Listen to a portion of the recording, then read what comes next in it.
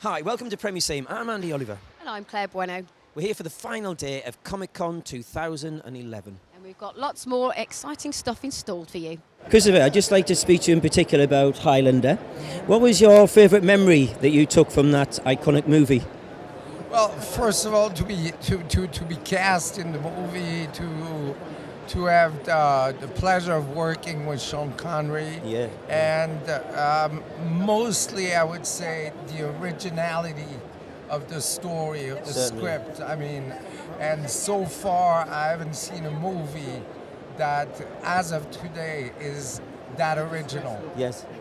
What are you working on in the future?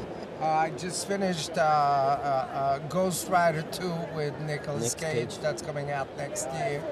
And I'm shooting at the moment in France a French movie about horse races, which doesn't have a lot to do with Highlander, but sometimes it's refreshing to be able to be different things.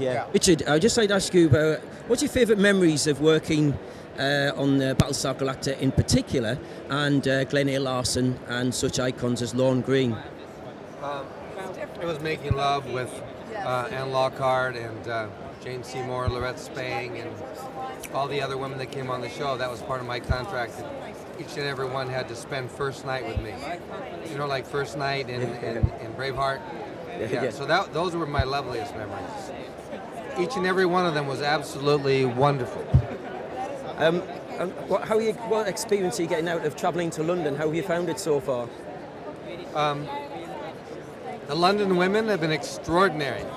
Seriously. Each and every one has performed up to expectation. I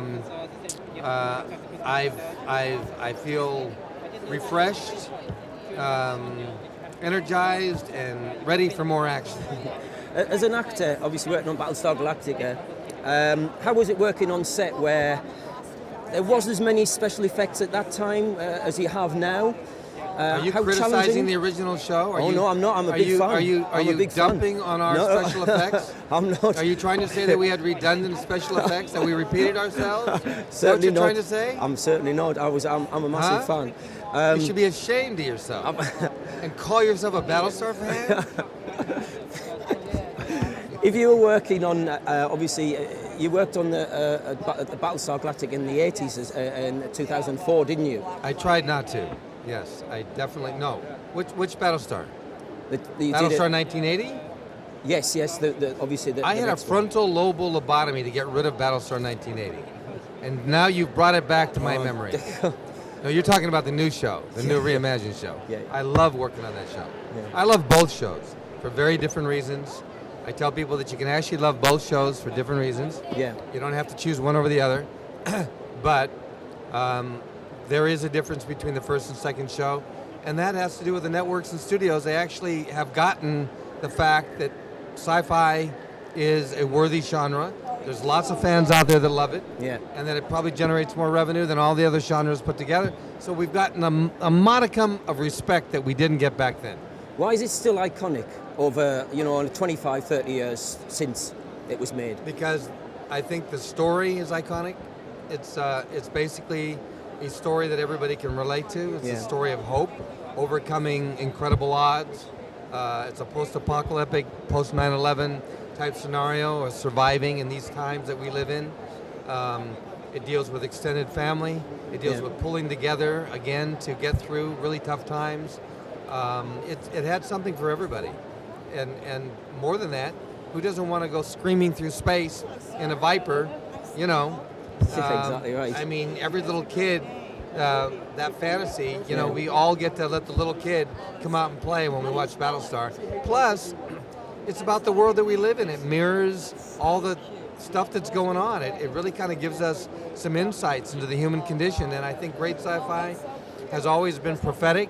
It's about exploring theoretical probabilities and possibilities, and Battlestar did it better than I think all the other shows that have ever been on TV. I think Battlestar is probably the best television show, sci-fi television show of all time, although I am a huge Star Trek fan. Okay, I love Star Trek. Erin, I'd just like to speak to you about the memories of, obviously, the late 70s and Buck Rogers. What is your favourite memory about the movie and the era? the time? Well, that's a big question. Favorite memory of that time? Well, for me, on a personal note, it's because I had a young baby boy at that time, so my focus was being a mother. Your memories of the actual on-set on the movie? On then, the set, Rogers? well, actually, they have to be related to my baby in the sense that I enjoyed doing the character, but I had difficulty because I had a baby at home. So there I am on the set, 14, 16 hours a day, day after day, and it was really hard for me because I was pining for my child. And so one of the very first big memories I have is I decided I had a day off, and I decided to bring my son, who was just 2 years old, barely, to the set on Buck Rogers, so he would see where Mommy went to work every day. And I walked in to a stage much like this, about this size, and the entire stage was the Draconian flagship. Yeah. And I didn't know what they were shooting. I just remember looking way down and seeing the director and the camera, and the director saying, "All right, everyone, we have one take only." And I'm thinking, one take only? Okay, this is rare. And team 1, are you ready? Team 2, team 3, team 4. And I'm trying to make myself very small against the wall towards the door. And all of a sudden he goes, action, and the entire Draconian flagship exploded.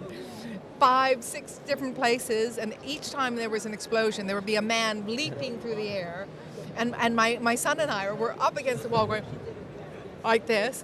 And then the next minute, Gil, or Buck Rogers, is running directly right through the smoke and crowds and explosions right at us. And I'm trying to, hoping I'm not on camera, I'm off of it, because I'm not supposed to be there. Runs right at us, and there's another explosion, and he crashes down, and all this rubble goes on top of him. And all of a sudden, my son yells out, "Mommy, Buck Rogers is dead!" And I'm thinking, I've just destroyed this entire take, hundreds of thousands of dollars down the drain. I'm just hoping that the sound man doesn't pick him up. And then in the next minute, Gil looks up and he winks at my son. And my son is like, "Oh, he's not dead." And then the next minute, Gil takes one of these big boulders that had fallen on top of him that are made of styrofoam. So they're really light, but they look like rocks or heavy. And he throws it at my son, and my son, he's 2. He puts out his hands as if to stop it, and the next thing he knows, he's holding on to a very large boulder. And you could see his little mind going, "This doesn't compute. How is it I'm able to hold it?" So that's one of my first memories of that time period. As an actress, how physically demanding was a role like that? You were the lead lady in it against the lead man. Yeah. How physically demanding was that? It was very demanding just in the long hours. I mean, I wasn't in that many scenes, but they kept me on set all the time, and they usually had me the first one in the morning in makeup, and usually had me being the last one to leave at night. So it was very, very exhausting to have to always be there. Yeah. And then it's fine for a couple of days, but when you start getting into that 9th month, and it's all indoors, and you would come in before the sun came up, and you'd leave before after the sun had set. Yeah. So you kind of, after a while, I started craving just the sunlight or fresh air or a tree or something. So that was kind of difficult in a sense, and of course the hardest was being away from my child. Yeah. Sylvia, I'd like to ask you, where did the inspiration, where did the ideas come from for creating such iconic programs that will last the length of time in terms of television and movies? Well, the first thing I want to say, it wasn't easy, because we were young filmmakers, wanted to make real films with real actors. Of course, we couldn't get a job. And just by accident, really, we fell into doing puppets, because we formed a breakaway company, and the only person that came in was a lady who'd written some children's shows, and she wanted to do puppets, and we had no idea at all to do them. We weren't interested at all. Anyway, we gave her a quote. Ours was the cheapest quote, because we were very hungry, very broke. She accepted it. So we did a couple of shows for her, and after doing filming them, we said, wait a minute, we could do better than this. We could make the puppets look better. I used to write scripts. And so we started, and we finally got, with Granada, Four Feather Falls, which was in black and white, of course. Yes. And from there, and then again, Bernard had let us down. We thought, oh, we've got a job for life. That was a silly mistake. Yes. We finished Four Feather Falls. We were in Hock with all the equipment. And they came back and said, oh, thank you very much. We don't need any more because we can keep repeating them. Wow. So that was the first lesson we learned. Yes. That you don't rely on it's all going to happen next, because it doesn't. Everyone was very pleased with that. Yes. So then once again, we were broke. And once again, we were going to sell up and all the rest of it.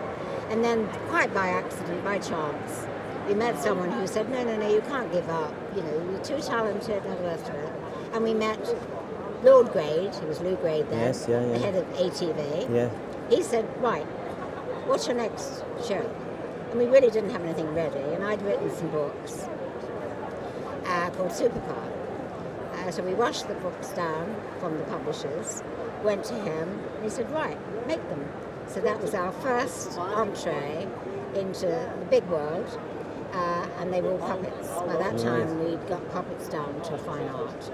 And we then went on to make, you know, the Stingray and Fireball XL5 and all that. What about digressing into something totally different, like Space 1999, where you're dealing with live actors as opposed to puppets? We've done about 12 years of puppetry, where we each series we improved, we hoped. You know, so the puppets moved better, they had mouth movements, they had brain. So we reached the end there where we thought, well, we're getting a bit tired of this. We want to have real actors. You know? So we then, again, we said, right, we've done everything, we think. Thunderbirds was really the peak of our career. We then Captain Scarlet, Joe 90, all those. Yeah. But by that time, we wanted to get in the big world. So we then went and made our live action stuff with UFO, Space 1999, things like that. So it was a long progress. I always say that Thunderbirds was a work in progress for several years, because the leading ladies became more assertive through me, thank you very much. And I got an hour show from Lou Grade. I said, no, I can't develop characters under an hour. So he finally gave in. And so I got my leading lady that I wanted, Lady Penelope, who was, she was the leader in her own right, the boys being on Tracy Island. And I got the leading men I wanted. Didn't want one leading man, I wanted a collection of them. So everyone then had a choice which one they followed. So it all happened like that. It was an overnight success. Well, Claire, what a weekend we've had here at the ComicCon 2011. Well, we certainly have lived life in the fast lane, that's for sure. Oh, but there's one more thing. Claire, I don't think we've got enough road to get up to 88. Andy, where we're going, we don't need roads. 1, 2, 3, 4. I declare a thumb. More bow. Okay, now we go.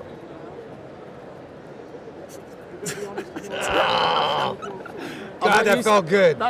There can be the first and only time I would do that.